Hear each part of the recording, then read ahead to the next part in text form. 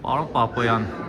դուք վրացի ձեր գործընկերների հետ խոսեցիք հայ-վրացական սահմանի մաքսավորների կողմից առաջացած խնդիրների թեման։ Խոսեցինք եւ այս վերջի օրերին կարծեմ 3-400 մեքենա բաց է թողել։ Բայց տեղյակ եք ինչի են բաց,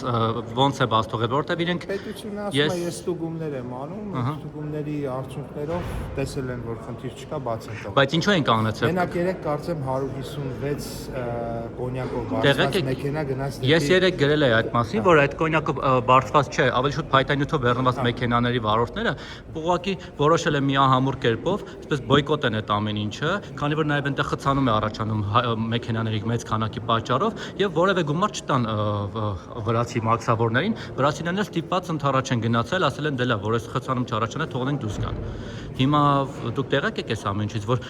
մեր վարորդները իրենք են իրենց գլխի ճարը տեսել։ Շատ բաներից են տեղյակ եւ եթե մեր վարորդները համարում են, որ իրենք են այդ խնդիրը լուծել,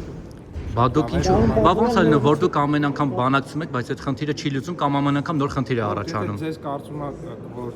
այդ հարցը պետությունը չի որոշել եւ պետությունը չի լուծել, այդպես մտածեք։ Նախորդ անգամ որ բանակցել եք, ինչու նորից եղավ։ Բան չունենք, քիչ չունենք, որ այդպես ասած այդ բանը վերցնենք։ Մեր համար կարևոր է եղել, որ